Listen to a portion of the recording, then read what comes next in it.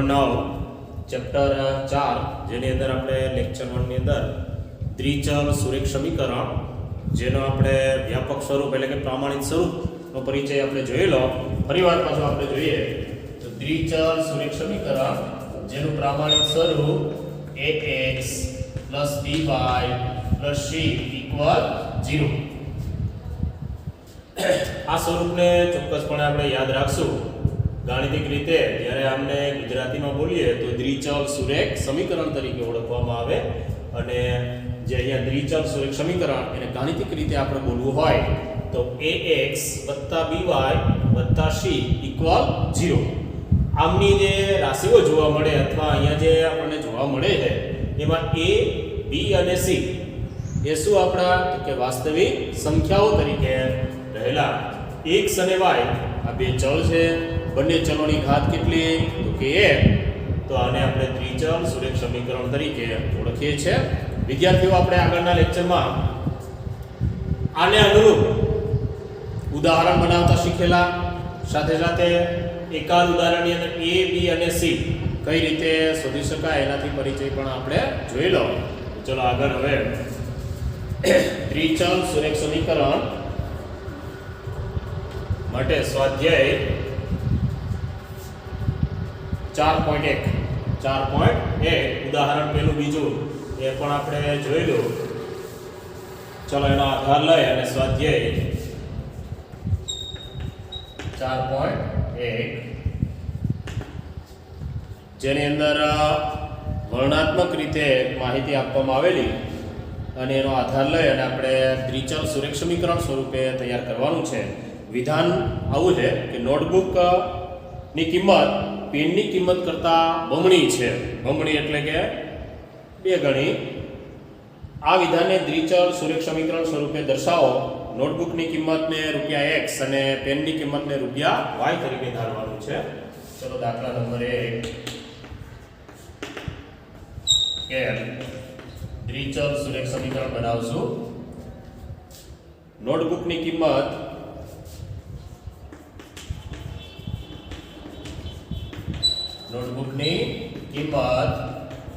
કે કેટલા રૂપિયા આપેલી છે x અને પેનની કિંમત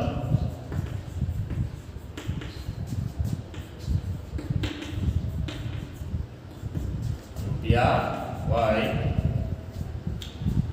ચલો વિધાન આપવામાં આવ્યું છે કે નોટબુકની કિંમત પેનની કિંમત કરતાં બમણી છે. બમણી છે એટલે આપણે એમને સિદ્ધ નોટબુકની કિંમત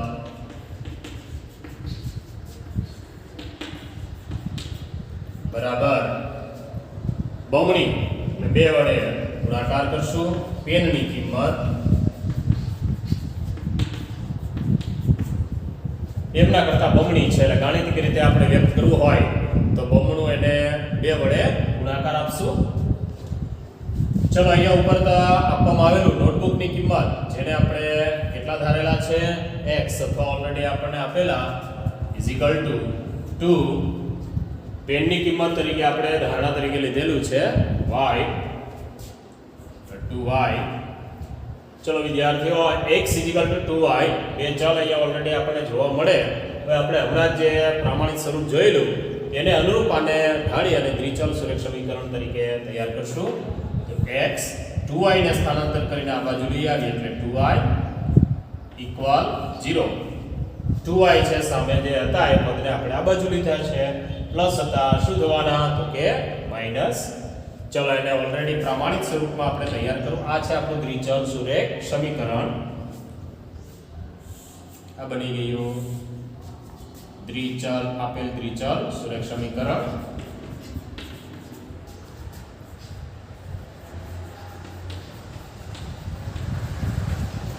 સુરેખ સમીકરણ.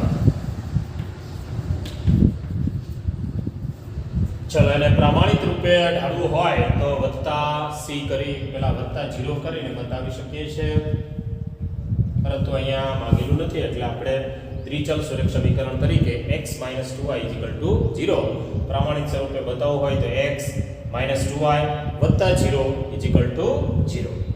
ચલો વિદ્યાર્થીઓ આ રીતે વર્ણનાત્મક સ્વરૂપે જો કોઈ માહિતી હોય તો પણ એમાંથી આપણે જે માહિતી વ્યક્ત થતી હોય એનો આધાર લઈ અને દ્વિચલ સુરેખ સમીકરણ તરીકે તૈયાર કરી શકીએ. દાખલા નંબર બીજો,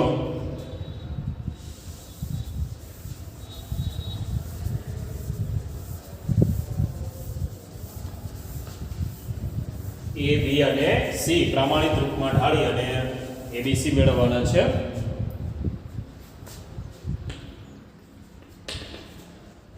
ચલો એનો ફર્સ્ટ વિધાન એવું છે કે નીચે દર્શાવેલ દ્વિચલ સુરેખ સમીકરણો ax by c 0 તરીકે દર્શાવો અને દરેક કિસ્સામાં abc ની કિંમત લખો. ચલો તો ફર્સ્ટ એમના માટે દ્વિચલ સુરેખ સમીકરણ આપવામાં આવ્યું છે 2x plus 3y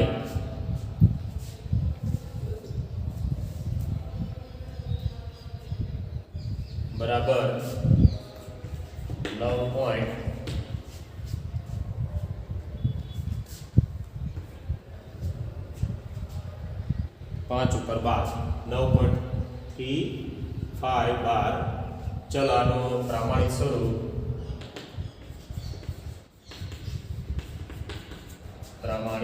સ્વરૂપ શું થવાનું તો કે આમને માત્ર સ્થાનાંતર કરીને સામે લઈ જવાના છે.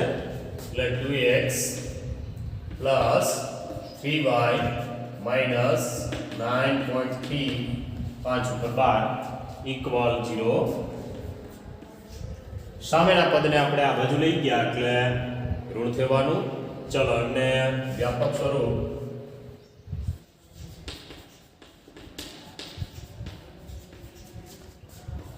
ax plus by plus c equal 0 સાથે સરખાવતા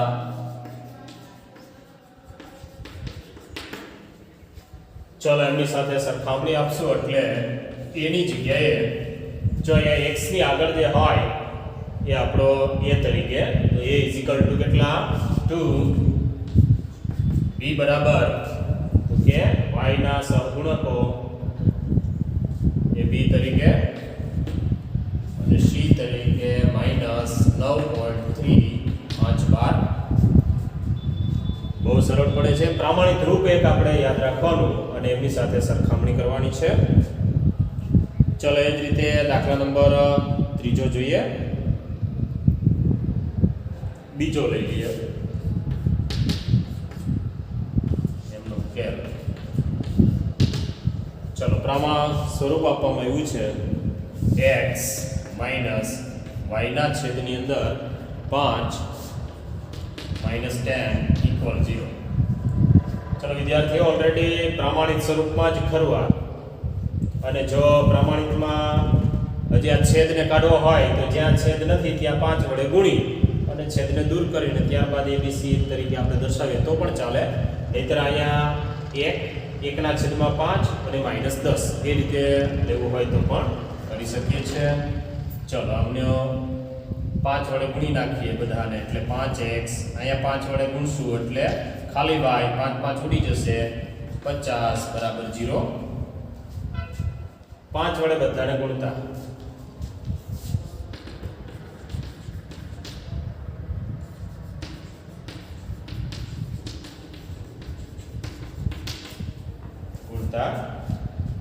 આ એ પ્રમાણિત રૂપમાં છે. આ તો અહીંયા છેદ જે છે એને દૂર કરવા માટે આ જે છેદ છે એના વડે બધાને ગુણાકાર લેતા તો અહીંયા 5x અહીંયા 5 વડે ગુણો એટલે 5 5 ઉડી જશે 10 5 50 0. ચલો આ ઓલરેડી હવે આપણા પ્રમાણિત રૂપમાં જ ખરું તો abc સરળતાથી લખી શકવાના. a તરીકે 5 b તરીકે -1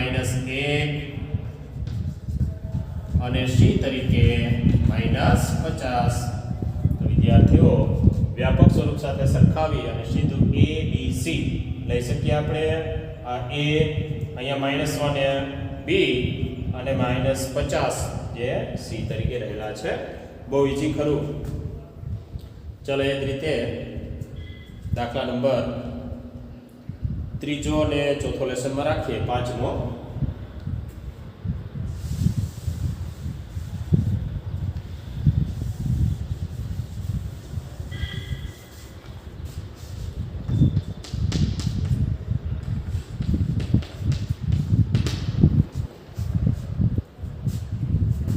2x માઇનસ 5y આવું આપવામાં આવ્યું છે. હવે એનું પ્રામાણિક સ્વરૂપ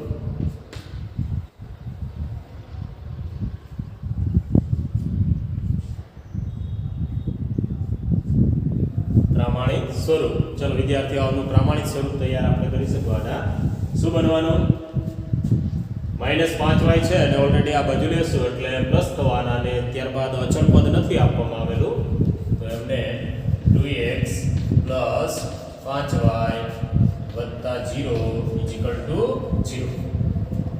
જો -5y છે અને આ બાજુ લેશું એટલે કેવા થવાના કે પ્લસ અને ત્યારબાદ જે અચળ પદ નથી એટલે એમના સ્થાને 0 મૂકી અને આપણે પ્રામાણિક રૂપ તૈયાર કરી શકીએ. ચલો વ્યાપક સાથે સરખાવશું. કયા કયા abc મળવાના? તો કે a તરીકે 2, b તરીકે 5 અને c તરીકે 0.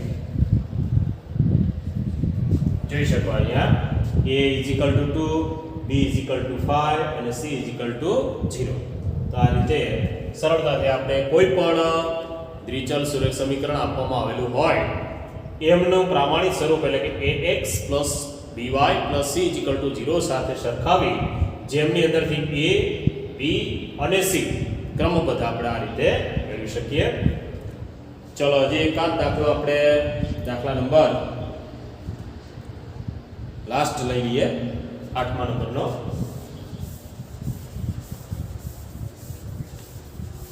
બીજા જે વચ્ચે છોડીએ બહુ ઈઝી છે, બધા પ્રેક્ટિસમાં લેજો.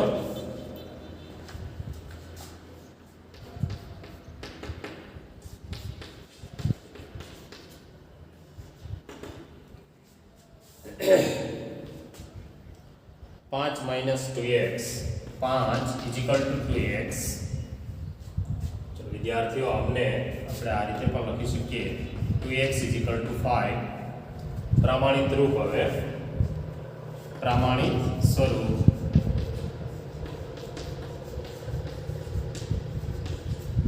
શું બની જવાનું? તો કે અહીંયા ચલ y વાળું પદ નથી તો એમને બનાવવા માટે y ની આગળ આપણે 0 મૂકી અને સ્વરૂપ તૈયાર કરી શકીએ. 2x 0y 5 આ બાજુ આવશે એટલે -5 0. ચલો થઈ જાય છે આપણે આમની સાથે ax by c 0. ચલો સરળતાથી abc લઈ શકવાના. a તરીકે 2, b તરીકે 0 અને c તરીકે -5.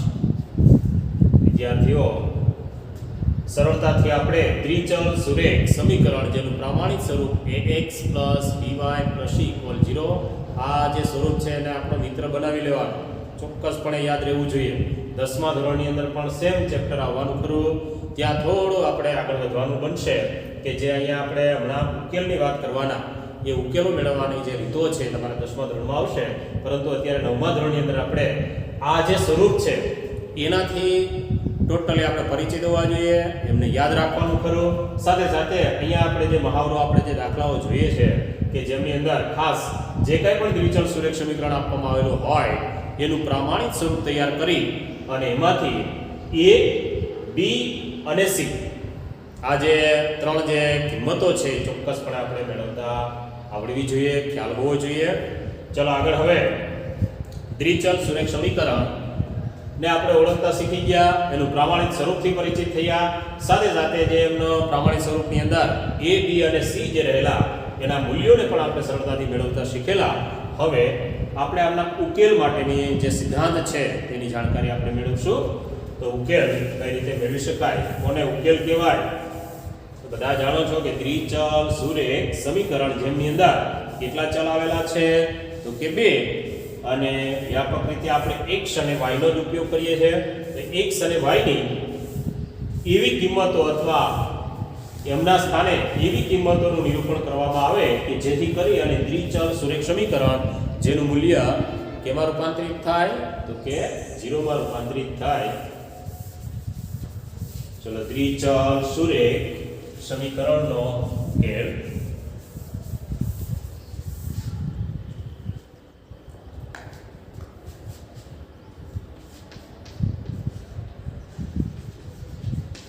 દ્વિચલ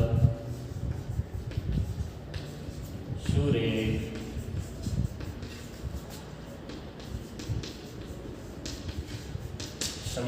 સમીકરણનો ઉકેલ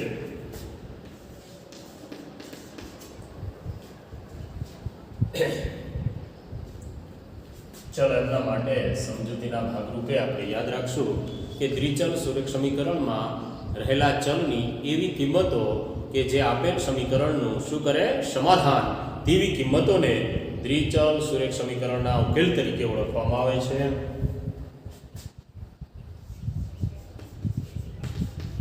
આપેલ દ્વિચલ સુરેખ સમીકરણમાં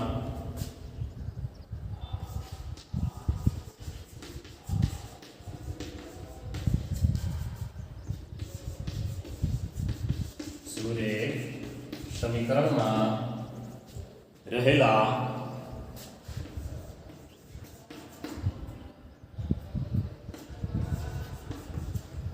આપેલ દ્વિચલ સુરેખ સમીકરણમાં રહેલા ચલ x ની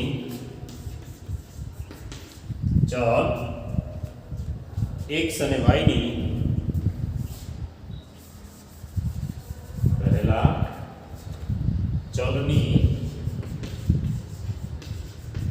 એવી કિંમતો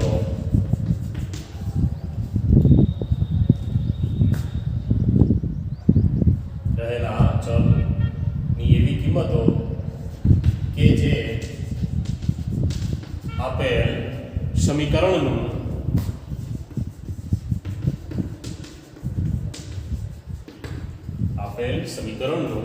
સમાધાન કરે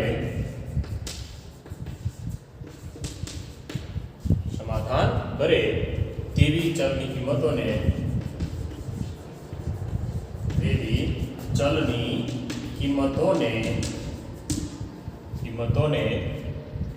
આપેલ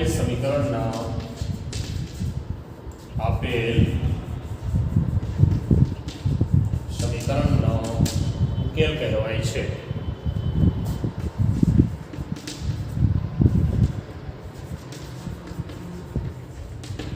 સરળતાથી યાદ રાખી શકીએ. આ ગુજરાતીમાં આપણે વર્ણનાત્મક જોયું. વિદ્યાર્થીઓ એમને સાંકેતિક રીતે તો કે દ્વિચલ સુરેખ સમીકરણ ax + by + c = 0 માં ચલ x અને y ની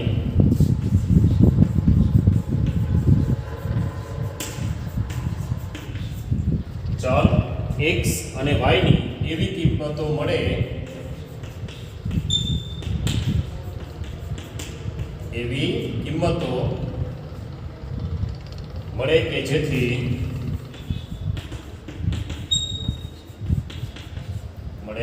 કે જેથી આપેલ સમીકરણનું સમાધાન કરે. આપેલ સમીકરણનું સમાધાન કરે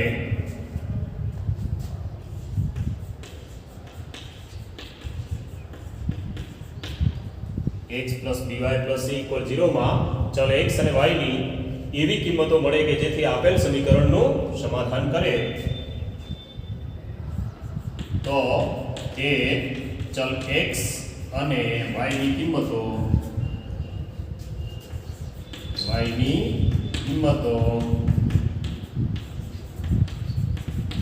આપેલ સમીકરણનો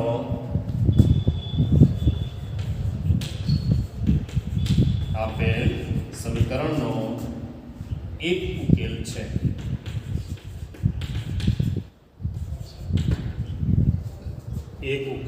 છે. તો વિદ્યાર્થીઓ દ્વિચલ સુરેખ સમીકરણનો ઉકેલ એટલે કે સમીકરણમાં જે ચલો આવેલા હોય એની કિંમતો આપણે મેળવવાની છે અને એવી કિંમતો કે જે અહીંયા મૂકવામાં આવે તો સમાધાન કરે એટલે કે ડાબી બાજુ અને જમણી બાજુ બે સમાન બનાવે. આ બાજુનું મૂલ્ય છે શૂન્યમાં રૂપાંતરિત થાય, સામેની તરફ પણ શૂન્ય રહેલું, તો બંને કિંમતો સામસામે ડાબી અને જમણી બાજુ જ્યારે ઇક્વલ બને એટલે આપણે બોલી શકીએ કે સમાધાન થયું કહેવાય. તો ચલો x અને y ની એવી કિંમતો કે જે આપેલ સમીકરણનું સમાધાન કરે તેવી કિંમતોને સમીકરણના ઉકેલ તરીકે ઓળખવામાં આવે છે. વિદ્યાર્થીઓ અહીંયા મેં એક શબ્દનો ઉપયોગ કરેલો એક ઉકેલ છે. તેનો અર્થ ઘટન એવું થવાનું કે આપણું જે દ્વિચલ સુરેખ સમીકરણ એને તો ઘણા બધા ઉકેલો છે તે નિર્મિત બની શકતા હોય, તો આપણે વિધાનાત્મક વાત યાદ રાખશું કે દ્વિચલ સુરેખ સમીકરણને અનંત ઉકેલો હોય છે. દ્વિચલ સુરેખ સમીકરણને કેટલા ઉકેલો હોય છે તો કે અનંત.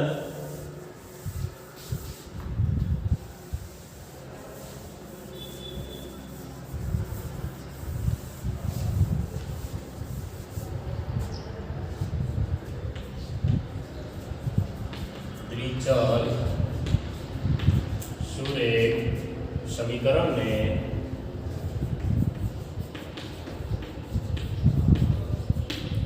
દ્વિચલ સુરેખ સમીકરણને અનંત ઉકેલો છે. ઘણા બધા છે, અનંત ઉકેલો છે, ઘણા બધા ઉકેલો એમને રહેલા છે. ચલો એમનો ઉકેલ મેળવવો એટલે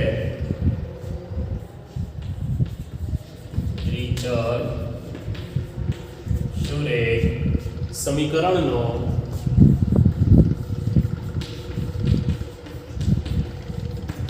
ઉકેલ મેળવવો એટલે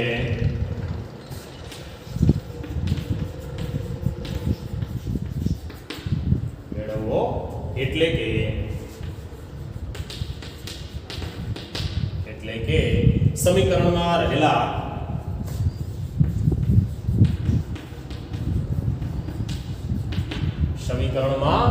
રહેલા ચલની કિંમતો શોધવી. સમીકરણમાં રહેલા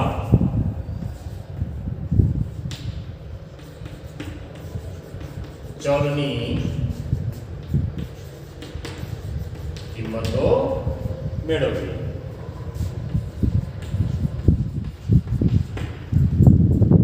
ચલો વિદ્યાર્થીઓ, આપણે સમીકરણનો ઉકેલ મેળવવો એટલે કે સમીકરણમાં જે ચલ આવેલા હોય એની કિંમતો શોધવાનું કામ કરવાનું છે. તો એમની કિંમતો શોધવા માટે આપણે ઉદાહરણના માધ્યમથી સમજૂતી તરીકે જોઈએ.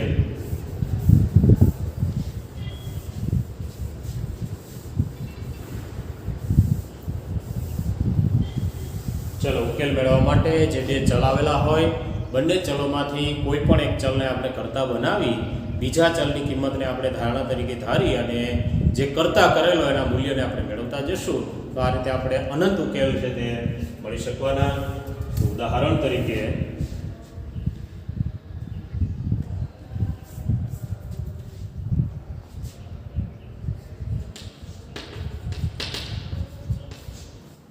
ચલો આ રીતે આપણને પ્રશ્ન તરીકે પૂછે કે ભાઈ ચલો x + 2y = 7 ના બે ઉકેલ મેળવો.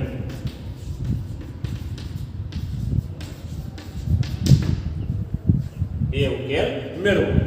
તો વિદ્યાર્થીઓ એમના માટે ગણતરી એમની ચલ આમાંથી કર્તા તરીકે કોઈ પણ બે ચલ આવેલા છે એમાંથી કોઈ પણ એકને કર્તા બનાવીએ આપણે. તો x = 7 - 2y. શું કર્યું છે આમાં તો કે 2y ને હું સામે લઈ ગયો છું. ચલો હવે કર્તા તરીકે એટલે કે એકલો કોણ બની ગયો છે x.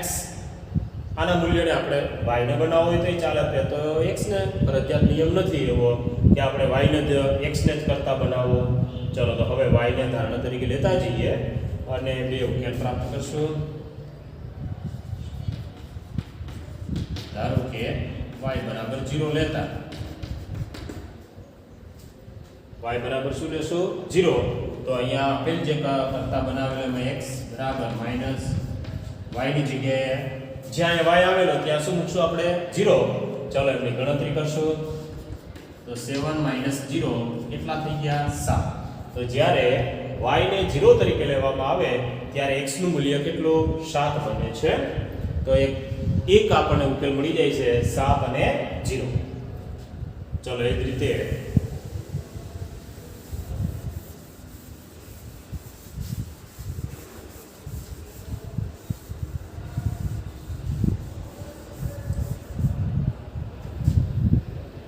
બીજું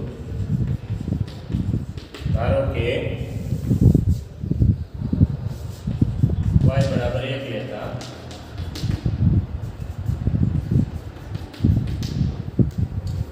અહીંયા y ની જગ્યાએ 1 મૂકશું આપણે. તો 2 *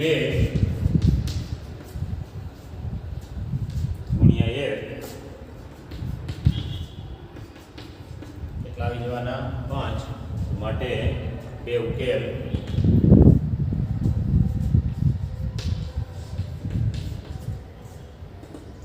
પહેલી જોડી 7 અને 0, બીજી 5 અને 1. આ રીતે એમાં x છે એને પહેલા રાખવાનો, y ને બીજું. આ રીતે ક્રમબદ્ધ લખવાની પદ્ધતિ છે. વિદ્યાર્થીઓ, હજી પણ આપણે આગળના લેક્ચરમાં થોડા ઉદાહરણો વધારે લેશું અને ઉકેલ કઈ રીતે શોધી શકાય. સાથે સાથે આને અનુરૂપ આપણે સ્વાધ્યાય 4.2 પણ જોવાનું છે. પરંતુ વારંવાર કહેવામાં આવે કે ભાઈ દ્વિચલ સુરેખ સમીકરણ એનું પ્રામાણિક સ્વરૂપ ચોક્કસપણે આપણે યાદ રાખવાનું રહેશે. તો અને તો જ આપણે દ્વિચલ સુરેખ સમીકરણની જે તમામ વાતો છે, એના જે સિદ્ધાંત છે, એને આપણે સમજી શકવાના. ચલો આગળના લેક્ચરમાં બધાને વધારે સ્પષ્ટ કરશું આપણે ઉકેલ માટેનો. આ એક ઉદાહરણ ધ્યાને લેજો. કોઈ તમારી રીતે પણ ઉદાહરણ આવું બનાવવાનું અને એના ઉકેલ મેળવવાનો પ્રયત્ન કરવાનો. ચલો આગળના લેક્ચરમાં જોઈએ.